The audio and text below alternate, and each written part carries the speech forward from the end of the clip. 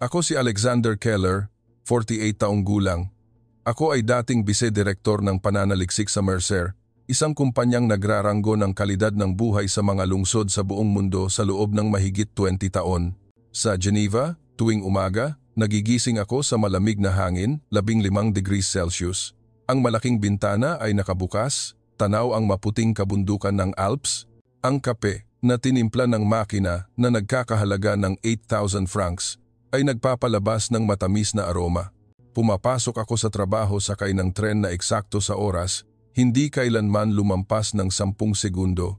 Lahat ay perpekto hanggang sa nagsimula akong maramdaman na ito ay walang laman. 2 taon na ang nakalipas, nagbitiw ako. Sinabi ng mga kaibigan ko na baliw ako, "Alex, iniiwan mo ang buhay na pinapangarap ng lahat." Ngumiti lang ako at sinabing, "Gusto ko lang malaman kung ang perpektong buhay na ito ay sapat na ba talaga."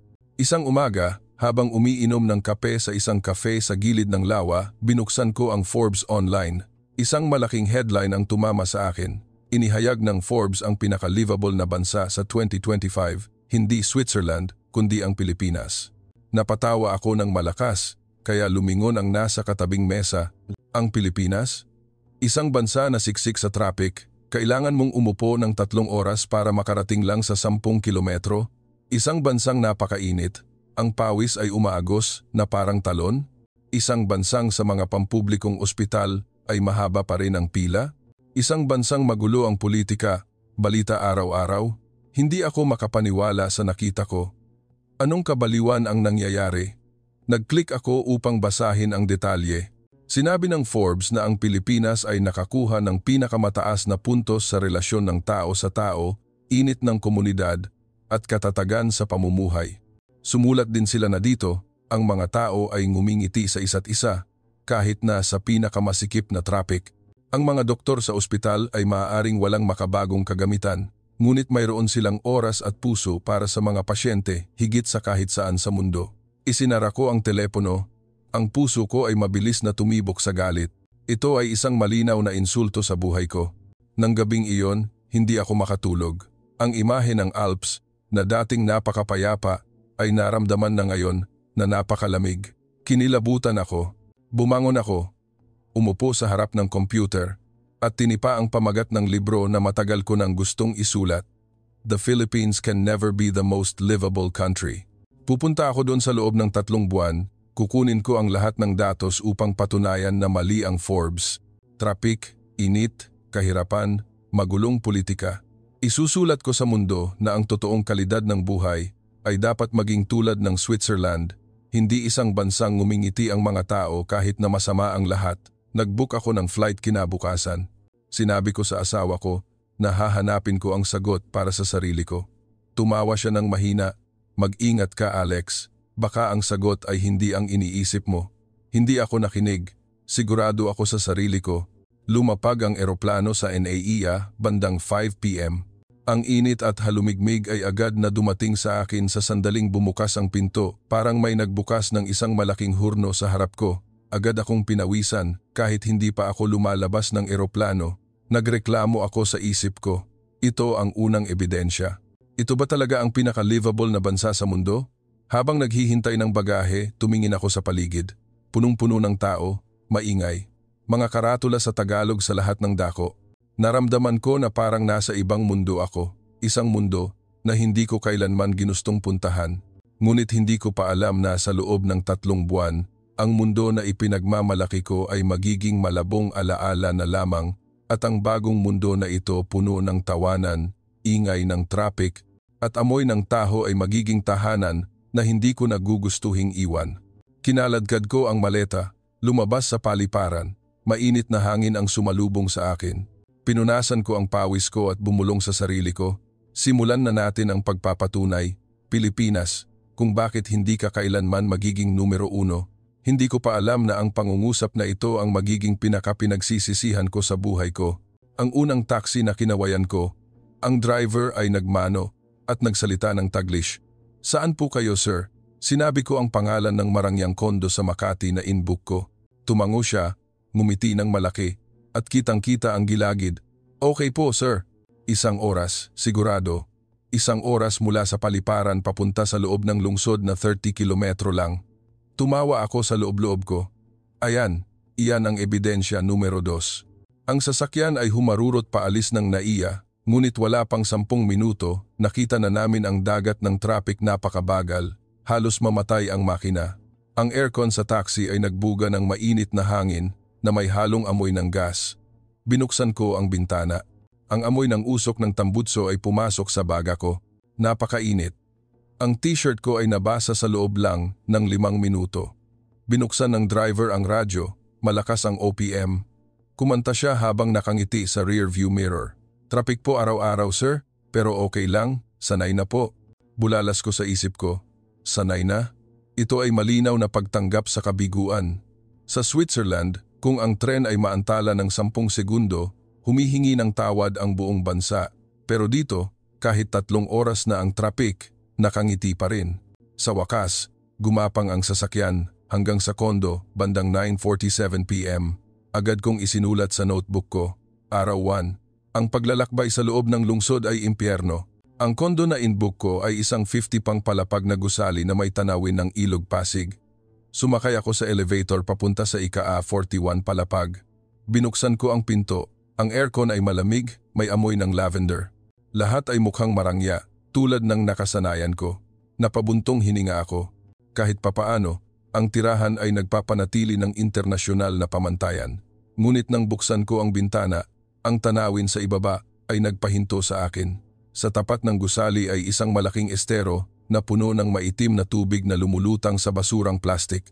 Ang amoy ay napakalakas, kaya kinailangan kong isara agad ang bintana. Sa gitna ng maitim na tubig, may isang water lily na kulay rosas na sumulpot, isang maliit na bulaklak sa isang estero na kasing laki ng isang football field. Umiling ako. Ito ay isang malinaw na simbolo ng Pilipinas. Ang karumihan na sumusubok na maging maganda, ngunit hindi kailanman magawa. Kinuha ko ang kamera ko, kinunan ng litrato. Nag-zoom ako sa water lily na iyon at natawa sa sarili ko. Kahit ang water lily ay pumapayag na tumubo sa ganitong lugar. Pero ang mga tao dito, paano sila nakakatagal sa ganitong kabiguan araw-araw? Nang gabing iyon, sumulat ako ng 3 pahinang tala. Nagtatapos na ang Maynila ay isang perpektong halimbawa ng isang lungsod na maunlad, ngunit hindi pa ang kamalayan. Bago matulog, binuksan ko ang bintana ng banyo upang magpahangin. Malakas pa rin ang ingay ng mga sasakyan, kasama ang sigaw ng mga nagtitinda sa kalye. Isinara ko ng mahigpit ang bintana. Binuksan ang pang-ospital na air purifier na dinala ko mula sa Switzerland at humiga sa kama. Ang kutson ay perpektong matigas. Nakatulog ako nang may kumpiyansa na sa loob ng 90 araw, magkakaroon ako ng sapat na ebidensya upang ipakita sa mundo na mali ang Forbes. Ngunit bandang 3 a.m., nagising ako sa isang tunog. Isang mahinang iyak mula sa katabing silid. Manipis ang pader ng kondo kaya malinaw na naririnig. Iyak iyon ng isang bata, humihikbi. Pagkatapos, may boses ng babae na umaaliw sa Tagalog. Napakabait ng tono, kinilabutan ako. Huwag kang matakot anak. Nandito si mama. Matagal akong nakinig hanggang sa unti-unting tumahimik ang iyak at tanging ang mahinang hininga na lamang ang natira. Nag-isip ako, ito ba ang init na sinasabi nila? Isang simpleng pag-aliw lang?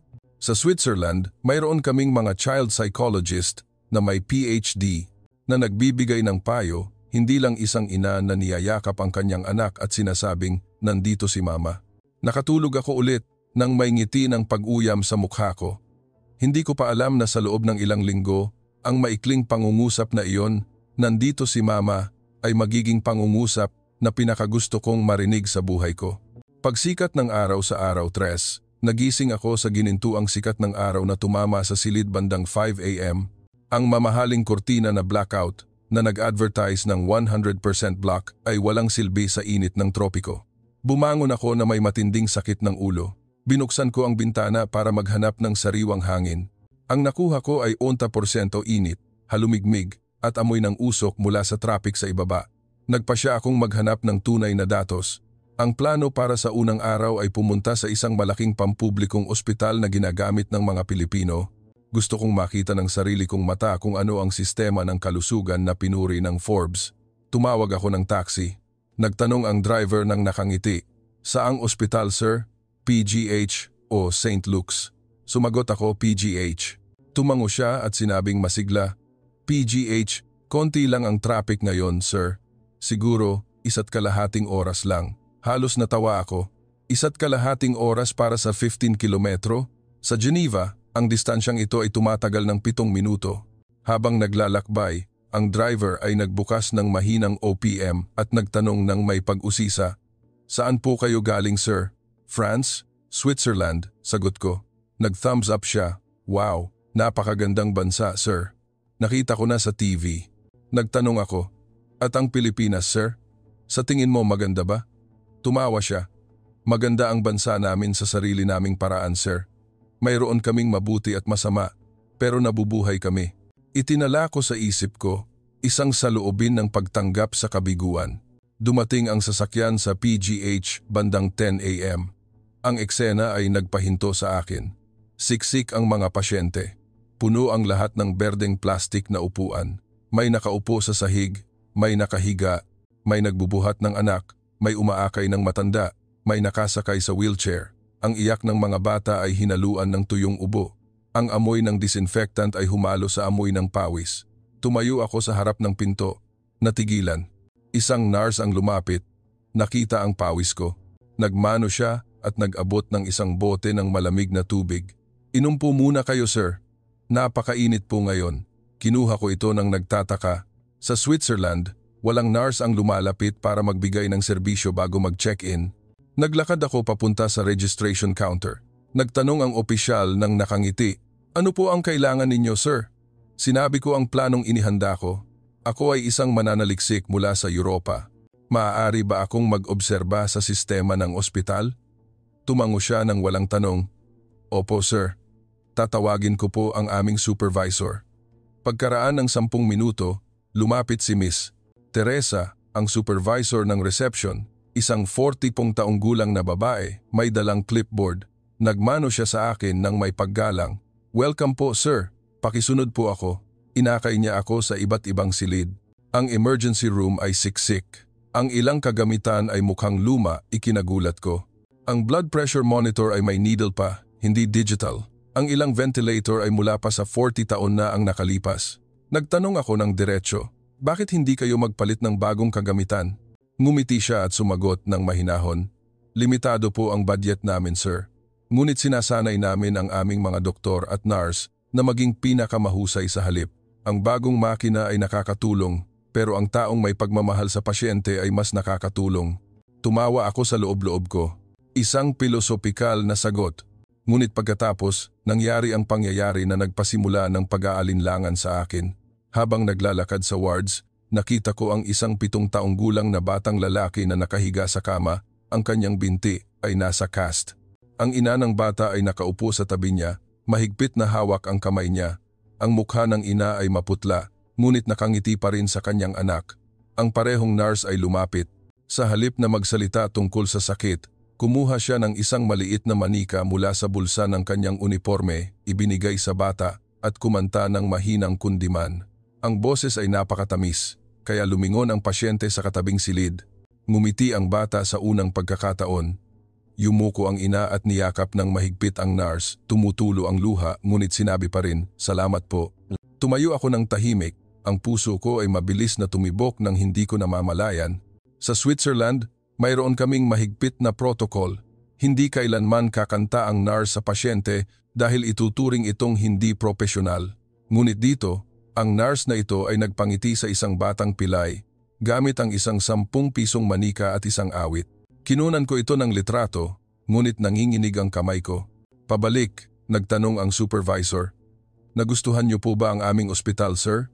Sumagot ako ng walang pag-aalinlangan. Hindi ito tulad ng inaakala ko. Ngumiti siya ng malaki. Mabuti po. Kung pareho pa rin ang iniisip ninyo, malulungkot po kami. Nang gabing iyon, bumalik ako sa kondo ng may pagkalito. Binuksan ko ang notebook ko upang sumulat ng kritisismo, ngunit isang pangungusap lang ang natipa ko. Araw 3. Hindi ko pa rin naiintindihan. Pagkatapos, binura ko ito. Nang gabing iyon, umulan ng malakas. Binuksan ko ang kurtina, tiningnan ang estero sa ibaba. Tumama ang kidlat sa water lily. Isang segundong liwanag. Ang water lily ay nakatayo pa rin sa gitna ng maitim na tubig at bagyo. Matagal akong nakatayo, nagmamasid, hanggang sa humina ang ulan. Hindi ko pa alam na ang totoo kong bagyo ay nagsisimula pa lang. Sa araw 15, lumipat ako sa Cebu City, ayon sa plano. Dahil gusto kong makita ang tunay na Pilipinas sa labas ng Maynila, lumapag ang eroplano sa umaga. Mas malamig ang hangin kaysa sa inaakala ko, 11 degrees Celsius. Ngumiti ako nang mapang-uyam sa isip ko, panandalian lang siguro. Mag-iinit din ulit. Nag-arkila ako ng sasakyan at nagmaneho papunta sa Sirao Flower Garden. Paliko-liko ang kalsada, ngunit napakaganda. Nakalimutan kong huminga. Sa magkabilang gilid ay lunti ang kagubatan. Maliit na talon ang umaagos sa bangin. Huminto ako sa gilid ng kalsada, binuksan ang bintana. Malinaw kong narinig ang huni ng ibon at ang tunog ng talon. Walang ingay ng busina. Isinulat ko sa notebook ko. Ang kalikasan ay talagang maganda, ngunit ang mga tao dito ay hindi marunong mag-alaga. Nagmaneho ako hanggang sa Tops Lookout. Maraming tao, ngunit kalmado. Bumili ako ng taho at tumayo, tanaw ang lungsod ng Cebu sa ibaba. Maganda? Oo, pero naisip ko, kung mahirap umakyat dito, paano makakarating ang matatanda at may sakit? Nang gabing iyon, pumunta ako sa Carbon Market. Siksik sa tao, ngunit hindi magulo. Ang amoy ng sariwang isda at sikwate ay lumutang sa hangin. Naglakad ako sa tindahan ng gulay, nakita ko ang isang matanda na nagtitinda ng kamatis. Sa tabi niya ay may karatula na sulat kamay. Kamatis mula sa hardin ni Lola, matamis, walang lason. Huminto ako at nagtanong, bakit niyo po isinulat iyan, Lola? Ngumiti siya, nang malaki. Gusto po ng mga customer ang malinis na pagkain. Ako po ang nagtanim. At ako rin po ang kumakain. Bumili ako ng 1 kilo. Sa unang kagat, matamis, nakakagulat. Nang gabing iyon, sumulat ako ng tala. Araw 15, mas maganda ang kalikasan at pagkain kaysa sa inaakala ko. Pero siguro iilan lang, hindi pa rin ako tumatanggi. Sa araw 20, pumunta ako sa Palawan, ayon sa plano, dahil gusto kong makita ang turismo na kumikita, ngunit sumisira sa kalikasan. Lumapag ang eroplano sa hapon. Napakalakas ng ulan, may bagyo. Naipit ako sa Palawan Airport sa loob ng 3 oras. Kinansela ang lahat ng flights. Tumayo ako, tinitingnan ang ulan na bumubuhos na parang butas ang langit. Ang mga Pilipino sa paligid ko ay nakangiti pa rin. May isang pamilya na kumakain ng packed lunch ng magkasama. Isang maliit na batang lalaki ang tumakbo at nagbigay sa akin ng candy. Gusto niyo po, tito? Matagal po ang ulan. Kinuha ko ito, isang orange-flavored candy at napangiti ako nang hindi ko namamalayan. Sa wakas, humina ang ulan. Sumakay ako sa sasakyan papunta sa hotel. Habang naglalakbay, nakita ko ang turquoise sea ng Palawan. Napakaganda, nakalimutan ko ang lahat ng reklamo, ngunit nakakapit pa rin ako sa plano. Isusulat ko na lahat ay balat kayo lang. Sa araw 25, bumalik ako sa Maynila. Ang notebook ko ay puno ng datos, traffic, ulan, lumang ospital. Ngunit mayroon ding mga larawan ng water lily, ang ngiti ng bata sa Cebu, ang matamis na kamatis. Nagsimula akong maguluhan, ngunit hindi pa rin ako tumatanggi. Sa araw 30, pumunta ako sa Quiapo, sa lokal na palengke. Nakita ko si Tatay Manuel, ang matanda na nagtitinda ng taho sa tabi ng kondo ko, nakapwesto malapit sa simbahan. Nag-order ako ng isang tasa. Kumuha siya ng taho, inabot sa akin, at nagmano pa rin. Sana po ay masarap, sir. Ang mainit na taho, may amoy ng arnibal at sago. Inubos ko ang buong tasa at nagmano rin ako pabalik nang hindi ko namamalayan. Ngumiti ng malaki si Tatay Manuel. Nagustuhan niyo po, sir? Tumango ako. Bumalik ako sa kondo ng gabing iyon. Binuksan ko ang notebook ko upang sumulat ng kritisismo, ngunit isang pangungusap lang ang natipa ko. Araw 30, nagsisimula akong matakot na matatalo ako. Binura ko ulit ito. Hindi ko pa alam na sa loob ng ilang araw, ang takot na iyon ay magiging katotohanan na hindi ko na matatakasan. Sa araw 40, nagsimula akong hindi makatulog gabi-gabi. Tuwing 2 a.m., nakaupo pa rin ako sa harap ng computer. Binuksan ko ang file na may pamagat. Why the Philippines Can Never Be One. Blanko ang screen. Isa lang ang natipa kong headline. Pagkatapos, nakaupo ako, nakatitig sa water lily sa estero na kinunan ko noong unang araw. Nakabukas pa rin ito, kahit malakas ang ulan araw-araw, kahit mas lalo pang umitim ang tubig, ngunit ang water lily na iyon ay hindi kailanman nalanta. Nagsimula akong magduda sa sarili ko. Bakit ako nagkapit sa pagiging perpekto ng Switzerland? Bakit ako natatakot na kung tatanggapin ko na mas mahusay dito, ang buong buhay na binuo ko ay guguho? Sa araw 45, nagpasya akong gawin ang hindi ko gustong gawin. Pumunta ako ulit sa pampublikong ospital. Ngayon, mag-isa. Walang gabay, walang plano. Pumunta ako sa ospital ng Maynila. Mas siksik sa tao kaysa noong una. Tumayo ako sa pila para sa general check-up sa loob ng 2 oras. Pawis na pawis. Sa tabi ko ay isang 70 taong gulang na lalaki na nakasakay sa wheelchair, putol ang isang binti. Nagtanong ako sa kanya ng may pag-usisa, "Hindi po ba masakit, tatay?" Ngumiti si tatay. "Masakit, siyempre, pero gumagaling din. Magaling ang mga doktor dito, anak." Nagtanong ako ulit, "Bakit hindi po kayo mag-private hospital, tatay? Mas mahal, pero mas komportable." Tumawa siya ng mahina. "Ang pera ko, pensyon lang, 800 piso kada buwan. Paano ako pupunta sa private hospital?" Pero dito, hindi ako tinitingnan ng doktor bilang mahirap. Tinitingnan nila ako bilang pasyente at ginagamot ng buo. Pareho lang. Tumahimik ako. Sa Switzerland, alam kong lahat ay may magandang health insurance. Ngunit nakita ko ang isang kaibigan ko na isang malaking negosyante na naospital sa private hospital sa loob ng 7 araw. Pumasok ang doktor sa silid sa loob lang ng 3 minuto araw-araw. Hindi kailanman ngumiti ang nurse. Dito, ang isang doktor ay lumabas ng examining room, pawis na pawis, ngunit nagmano pa rin sa bawat pasyenteng dumaan kahit pagod na. Kinunan ko ng litrato ang doktor na iyon at isinulat sa ilalim ng larawan sa telepono ko. Ang taong ito ay mas mukhang pagod kaysa sa akin sa buong buhay ko. Nang gabing iyon, bumalik ako sa kondo. Binuksan ko ang isang bote ng Swiss wine na dinala ko mula sa bahay, ang huling bote. Ininom ko ito mag-isa at umiyak ng hindi ko namamalayan. Sa araw 50, tumigil ako sa pagsulat ng libro. Tumigil ako sa pagkolekta ng datos. Tumigil ako sa pagpapatunay. Nagsimula akong maglakad sa palengke araw-araw. Umupo ako at kumain ng taho kasama si Tatay Manuel, ang matanda na nagtitinda sa harap ng kondo.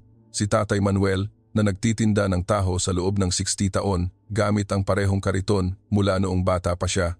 Nagtanong siya sa akin isang araw, "Anak, anong problema? Hindi ka masigla." Sinabi ko ang totoo, "Natatalo po ako, tatay." Tumawa siya ng malakas. "Matatalo? Ano ngayon kung matatalo ka? Tanggapin mo, anak, hindi laging kompetisyon ang buhay." Tumulo ang luha ko. Naglagay si tatay ng taho sa tasa at ibinigay ng libre. "Kumain ka, anak. Hindi ako naniningil sa taong malungkot." Nang gabing iyon, binuksan ko ang balkonahe sa ika-41 palapag. Tumayo ako, tiningnan ang estero. Mainit na hangin ang nagdala ng mga insekto.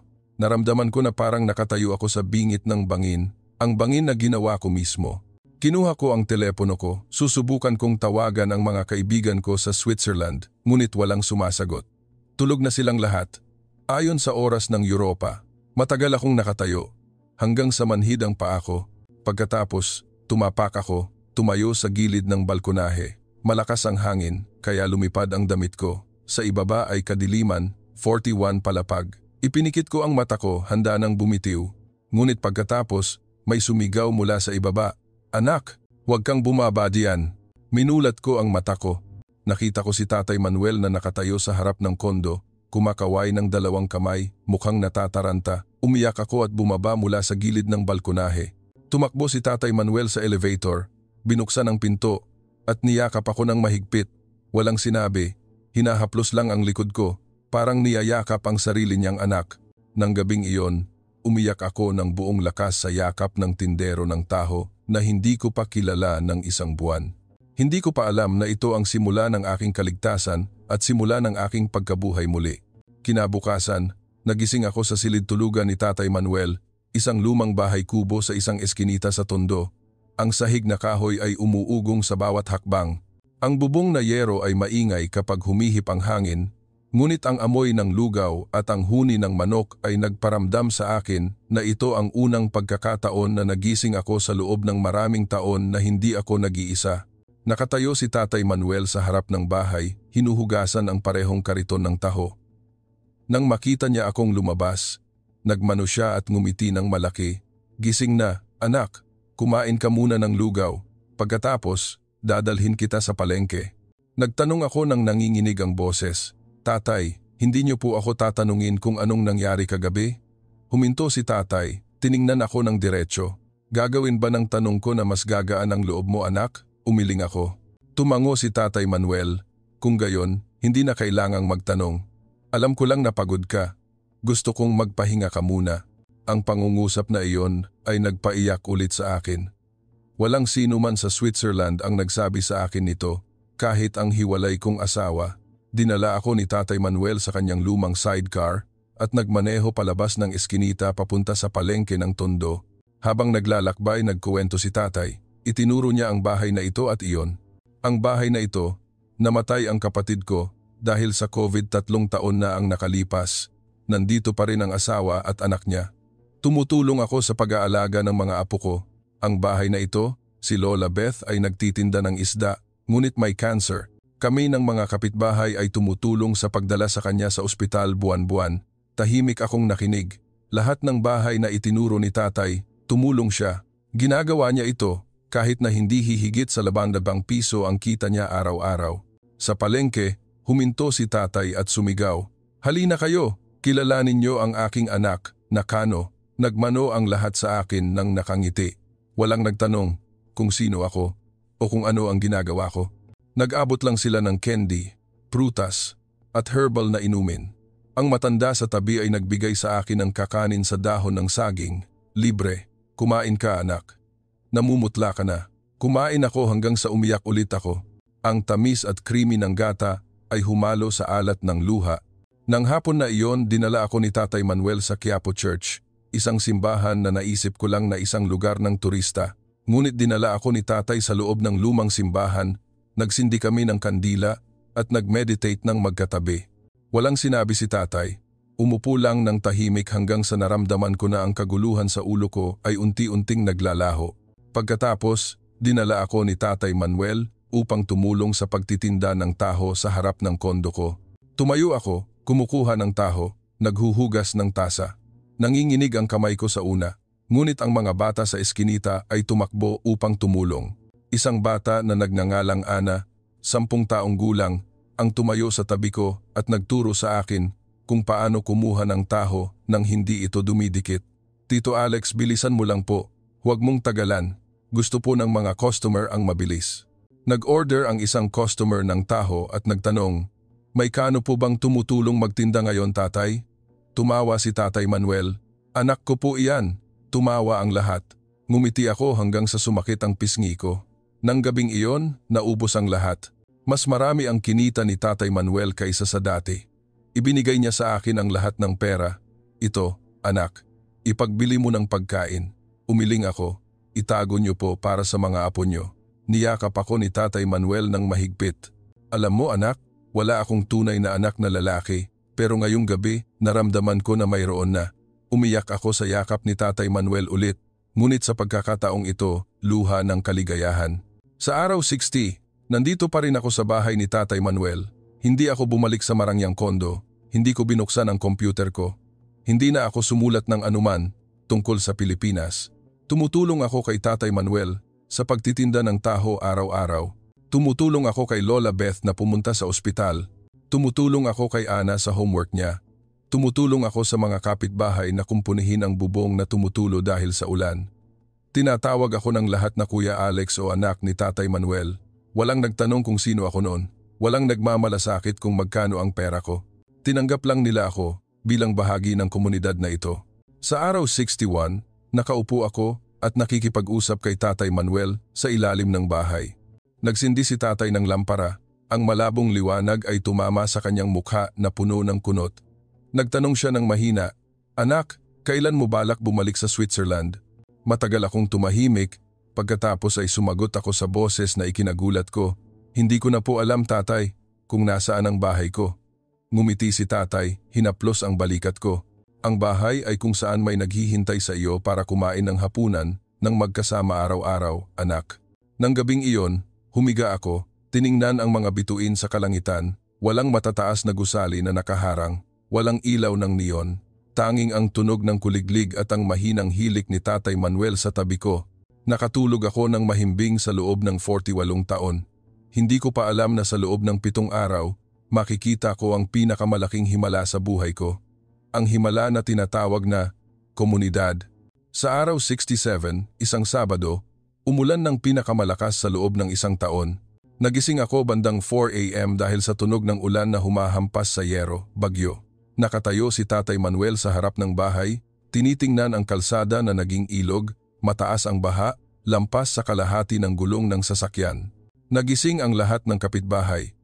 Tumakbo ang lahat na may dalang balde, sako ng buhangin at tabla. Nagbigay ng utos si tatay ng mahinahon, itabi muna ang mga gamit sa mataas, mga bata at matatanda muna. Tumakbo ako kasama si tatay papunta sa bahay ni Lola Beth. Si Lola Beth ay may cancer, nakahiga sa kahoy na kama. Ang tubig ay pumasok sa bahay, lampas na sa tuhod. Binuhat ni Tatay Manuel si Lola Beth sa likod niya, walang pag-aalinlangan. Agad kong dinala ang kama at gamot. 4 o 5 kapitbahay ang tumulong sa pagbubuhat ng mahahalagang gamit sa ikalawang palapag. Patuloy ang ulan. Tumaas ang tubig bawat minuto. Ang bahay ni Tatay Manuel ay isang bahay kubo. Ang luma niyang kariton ng taho ay tinangay ng tubig sa harap ng aming mga mata. Tumayo si tatay, tinitingnan ang kariton na lumulutang, ngunit walang sinabi.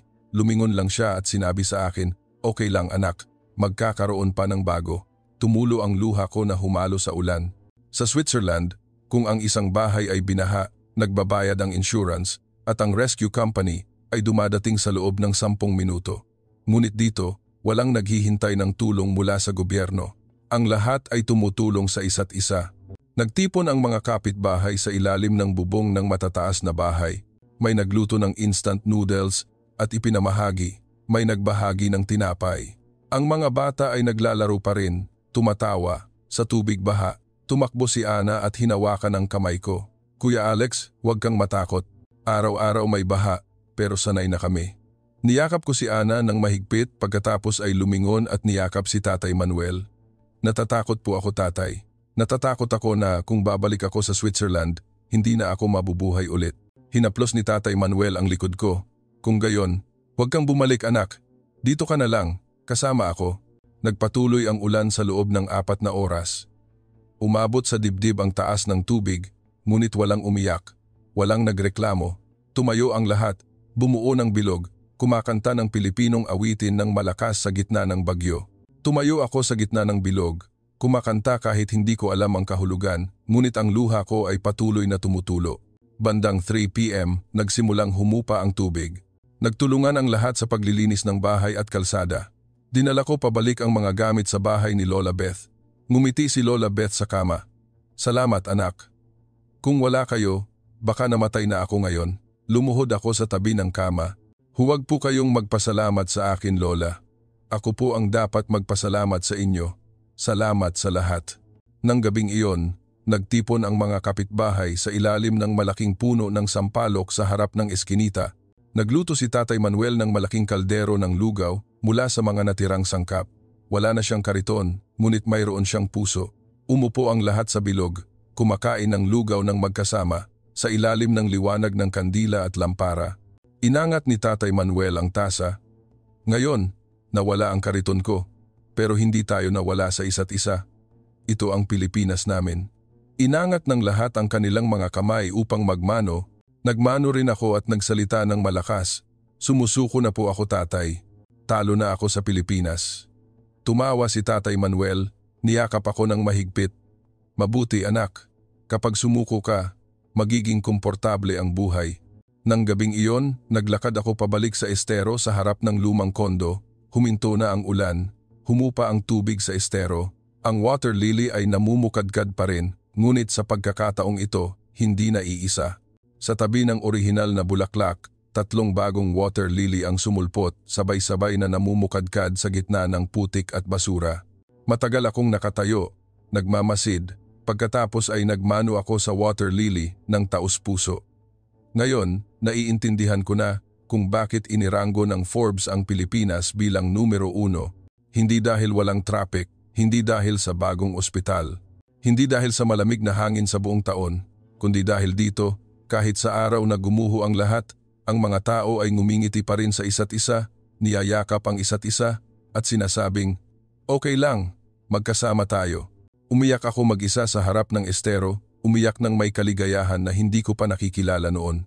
Bukas, iiwan ko ang lumang manuskrito at magsisimulang sumulat ng bagong libro na may pamagat, Ang Himala ng Water Lily, mga aral mula sa isang bulaklak sa estero, at isusulat ko ang dedikasyon sa unang pahina.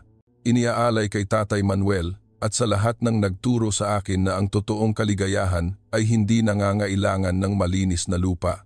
Maaari itong lumaki kahit sa putik, basta may taong nag-aabot ng kamay upang hawakan ang atin. 7 araw pagkatapos ng baha, nandito pa rin ako sa bahay ni Tatay Manuel. Tuwing umaga, nagigising ako, tumutulong kay Tatay Manuel na magluto ng lugaw. Tumutulong ako kay Ana na magbisikleta papunta sa paaralan. Tumutulong ako kay Lola Beth na mag-inject ng chemotherapy sa bahay. Hindi ko binuksan ang computer ko. Hindi ko chinek ang email ko mula sa Geneva. Hindi ko sinasagot ang mga mensahe mula sa mga lumang kaibigan na nagtatanong, "Saan ka nagpunta?" Nabubuhay lang ako sa paraang hindi ko pa nagawa sa loob ng halos 50 taon. Isang araw, dinala ako ni Tatay Manuel sa isang maliit na kapilya sa Tondo na walang turista. Isang pari lang ang nakaupo, nagdarasal sa ilalim ng puno ng akasya. Nagmano si Tatay at sinabi sa akin, "Gusto ko anak, na mag-alay ka ng 1 linggong panata vow para sa akin." Nagulat ako. "Panata? Tatay, hindi ko po naisip iyan." Ngumiti si Tatay. "Huwag mong isipin anak, mag-alay ka ng panata upang magpasalamat na buhay ka pa at upang magsimulang muli." Yumuko ako, nag-isip, at nagmano sa pari, "Opo, Tatay, magpanata po ako." 3 araw pagkatapos, nagpakalbo ako, nagsuot ng simpleng damit pang-alay, hindi madre, at umupo sa isang seremonya. 30 kapitbahay lang ang naroroon. Walang kamera, walang media, tanging ang tunog ng dasal at amoy ng insenso. Nang magmano ako kay Tatay Manuel ng 3 beses, umiyak siya. "Ipinagmamalaki kita anak." Umiyak ako, kasabay niya. Sa pagkakataong ito, hindi dahil sa lungkot, kundi dahil naramdaman ko na sa wakas, tunay akong ipinanganak na muli. 7 araw sa loob ng panata ng paglilingkod, nagigising ako bandang 4 a.m. Naglilinis ako ng kapilya. Tumutulong ako sa paghahatid ng alay kasama si Tatay Manuel. Nag-meditate ako hanggang sa manhid ang binti ko. Nakikinig ako sa pari na nagtuturo tungkol sa pagbabago. Noong huling gabi, tinawag ako ng pari at kinausap ng pribado. Nagtanong siya ng mahina, "Naiintindihan mo na ba ang salitang, 'bahay anak'?" Sumagot ako agad, "Opo, Father. Naiintindihan ko na. Ang bahay ay hindi matataas na gusali o magagandang bundok. Ang bahay ay kung saan may tumatawag sa atin na anak kapag umuuwi tayo." Ngumiti siya at binasbasan ako ng banal na tubig. "Purihin ang Diyos, anak. Tunay kang ipinanganak na muli." Sa araw ng pagtatapos ng panata, naghihintay ang mga kapitbahay sa labas ng kapilya. Tumakbo si Ana at niyakap ako ng mahigpit. "Kuya Alex, ang gwapo mo nung kalbo ka." Tumawa ang lahat. Si Tatay Manuel ay nag-abot ng isang lumang tela ng barong Filipino traditional wear sa akin. "Itago mo anak. Kung sakaling mapagod ka ulit, makakabalik ka para mag-alay ulit." Niyakap ko si Tatay ng mahigpit at bumulong. "Hindi na po ako mapapagod ulit, Tatay, dahil may bahay na po ako." Nang gabing iyon, bumalik ako sa kondo sa unang pagkakataon sa loob ng 2 buwan. Binuksan ko ang pinto. Ang silid ay marangya, malinis, tahimik. Ngunit tumayo ako sa gitna ng silid at naramdaman na parang nakatayo ako sa isang sementeryo. Binuksan ko ang bag ko, kinuha ang lumang manuskrito. Why the Philippines Can Never Be One, 400 pahina. Pagkatapos, pinunit ko ito, isa-isang pahina. Pinunit ko ito hanggang sa maubos. Itinapon ko ito sa basurahan. Umupo ako sa harap ng computer. Tinipa ko ang bagong pamagat. Ang Himala ng Water Lily. Bakit ang Pilipinas ang pinaka-livable sa mundo ni Alexander Manuel Keller o ang tawag sa akin ng mga tao sa Tondo? Anak ni Tatay Manuel. Nag-type ako sa loob ng 4 na oras. Ang luha ko ay umaagos, ngunit luha ng kaligayahan.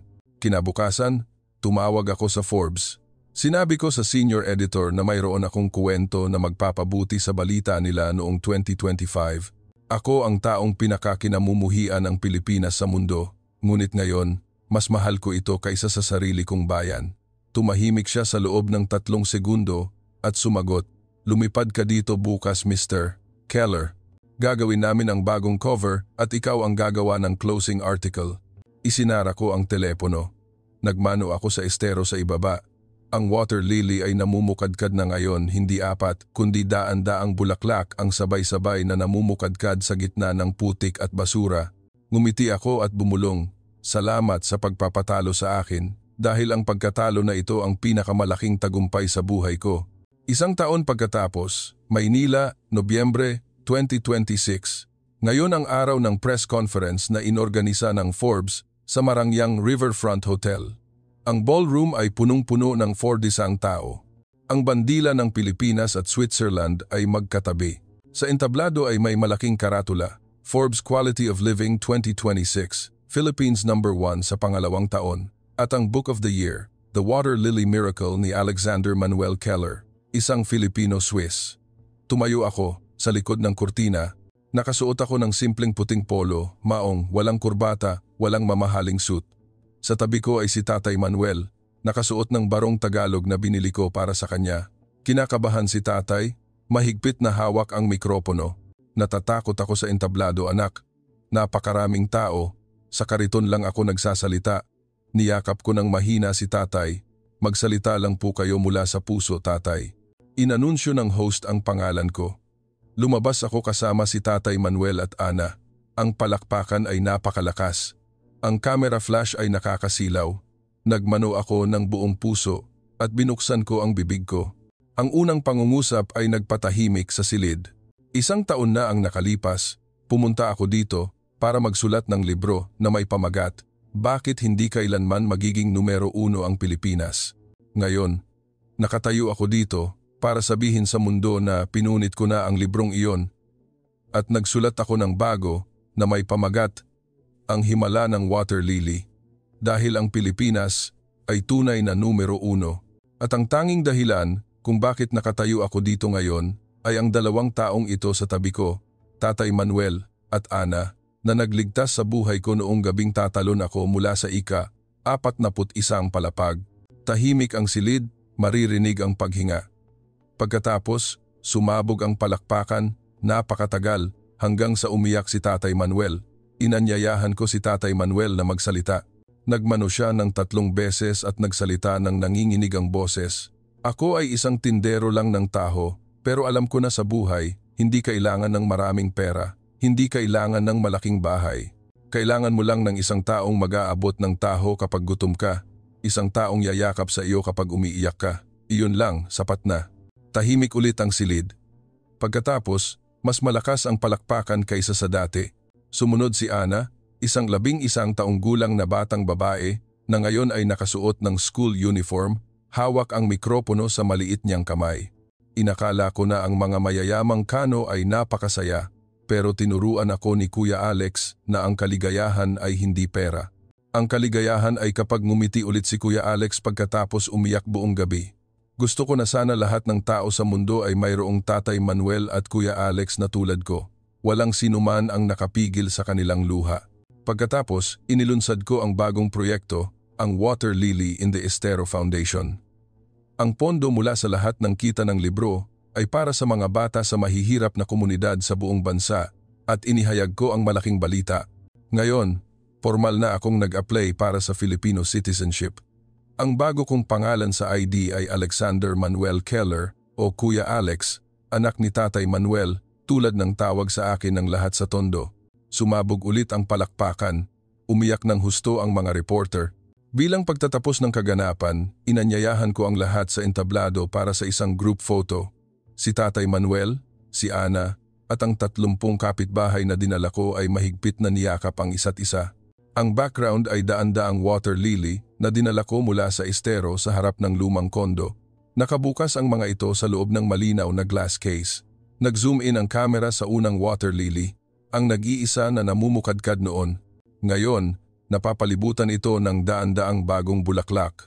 Kinuha ko ang mikropono at bumulong para marinig ng lahat. Ito ang tunay na himala ng Pilipinas, hindi ang GDP, hindi ang matataas na gusali, kundi ang puso ng mga taong hindi nag-iiwan sa isa't isa kahit sa pinakamabaho na araw. ang water lily ay namumukadkad pa rin at ang mga Pilipino ay ngumingiti pa rin sa isa't isa. Tumayo ang buong silid, pumalakpak, tumagal ng matagal hanggang sa hindi na ako makapigil sa pag-iyak. Nang gabing iyon, bumalik kami ni Tatay Manuel at Ana upang kumain ng lugaw sa ilalim ng lumang bahay kubo. Ang bagong kariton na binili ng mga kapitbahay para kay tatay. Inangat ni tatay ang tasa. Kumain ka na anak, tinalo natin ang mundo ngayon. Inangat ko rin ang tasa ko. Hindi po tatay, ang mundo po ang nanalo dahil nakilala nila ang Pilipinas natin. Sa ilalim ng bilog na buwan, tumawa kaming tatlo ng sabay-sabay. Ang tawanan ay umalingaw-ngaw sa buong eskinita ng Tondo. Alam ko na, ito ang bahay ko, magpakailanman. 5 taon pagkatapos, 2031. Ang estero sa harap ng lumang kondo ay ginawang 20 ektaryang Saman Water Lily Park. Ngayon ang formal na pagbubukas ng parke. Nakatayo ako sa gitna ng parke, nakasuot ng simpleng puting polo, tulad noong unang araw na dumating ako sa Pilipinas. Ngunit ngayon, sa tabi ko ay si Tatay Manuel na nakasakay sa wheelchair dahil medyo mahina na ang binti at si Ana na ngayon ay isang 4th year medical student sa Universidad ng Santo Tomas, nakasuot ng uniforme at may malaking ngiti. Sa entablado, walang malaking seremonya. Tanging ang daang bata mula sa komunidad ng Tondo ang kumakanta ng awit ng Water Lily, ang awit na sinulat ko 3 taon na ang nakalipas. Ginamit ni Tatay Manuel ang nanginginig niyang kamay upang pindutin ang button ng fountain sa gitna ng parke. Ang tubig ay tumalon ng 10 metro, nagre-reflect ng rainbow sa sikat ng araw. Sa ilalim ng parke, na dating mabaho, namumukadkad na ngayon ang water lily. 10,000 bulaklak ng iba't ibang uri lotus, water hyacinth ay namumukadkad ng sabay-sabay hanggang sa bumango ang hangin. Nakatayo ako dito, nag-iisa. Tinitingnan ang water lily sa estero at iniisip na ito ay simbolo ng kabiguan. Ngayon, nakatayo ako dito, kasama ang pamilya ko, at nakikita ang 10,000 water lily na sabay-sabay na namumukadkad. Nagturo ito sa akin na ang kalungkutan ay hindi ang katapusan. Ito ay ang putik na kinakailangan para mamukadkad ang water lily ng pag-asa. Ang Pilipinas ay hindi perpekto, ngunit ang Pilipinas ay perpekto sa pagiging tao at iyan ang pinakakailangan ng mundo. Lumingon ako at niyakap si Tatay Manuel. Bumulong si Tatay Manuel sa tainga ko. Maaari na akong mamatay ng mapayapa, anak, dahil nakita ko ang kaligayahan mo. Nabuhay ako ng 78 taon, sapat na. Umiyak ako sa yakap ni tatay. Tumakbo si Ana at niyakap kaming tatlo. Sumigaw ng malakas ang mga bata sa parke. Ang water lily ay namumukadkad sa putik. Inangat ko ang mga kamay ko at nagmano sa lahat ng dumalo. Nagmano ako sa mga kapitbahay ng Tondo. Nagmano ako sa mga bata. Nagmano ako sa water lily at sa lupa ng Pilipinas. At sinabi ko ang huling pangungusap na inihanda ko. Inakala ko na ang bayan ko ay ang Alps, pero ang totoo, ang bayan ko ay dito, kung saan namukadkad ang puso ko sa unang pagkakataon. Salamat Pilipinas, sa paggawa sa isang taong perpekto, ngunit manhid na muling ipanganak bilang isang taong perpekto sa puso. Ang palakpakan ay napakalakas, ngunit ang pinakamalakas ay ang tawanan ng mga bata na naglalaro sa Water Lily Park. Tumingin ako sa pond, nakita ko ang refleksyon ng sarili ko, isang 53 taong gulang na lalaki, medyo kalbo dahil sa maraming beses na pag-alay, nakangiti ng malaki, nakayakap kay tatay at sa adopted sister ko. At alam ko, ito ang pinakamagandang larawan sa buhay ko. Ang water lily na dating namumukadkad ng mag-isa ay namumukadkad na ngayon ng 10,000 beses. Hindi dahil luminis ang estero, kundi dahil may nag-abot ng kamay sa putik at nagtanim ng magkasama. Ang himala ng Pilipinas ay hindi ang paggawa sa estero na maging malinaw na lawa, kundi ang paggawa sa water lily na mamukadkad pa rin kahit sa araw na ang lahat ay mabaho. At hanggat numingiti ang mga tao sa isa't isa, nag-iyakan, nagsasabi, okay lang, magkasama tayo. Ang water lily ay patuloy na mamumukadkad, hindi lang sa parke na ito, kundi sa puso ng lahat ng nawalan ng pag-asa. Nagmano ako sa langit ulit. Kumusta Pilipinas? Ang bahay ko, magpakailanman. At yumuko ako, hinalikan ang noo ni Tatay Manuel, niyakap ng mahigpit si Ana, at naglakad sa namumukadkad na Water Lily Park. Iyon ang katapusan ng isang paglalakbay na nagsimula sa pagkamuhi, at ang simula ng isang buhay na puno ng pagmamahal. Ang himala ng water lily ay hindi natatapos. Nagsisimula pa lang ito sa puso ko at sa puso ng lahat ng nakaranas ng hiwaga na tinatawag na Pilipinas.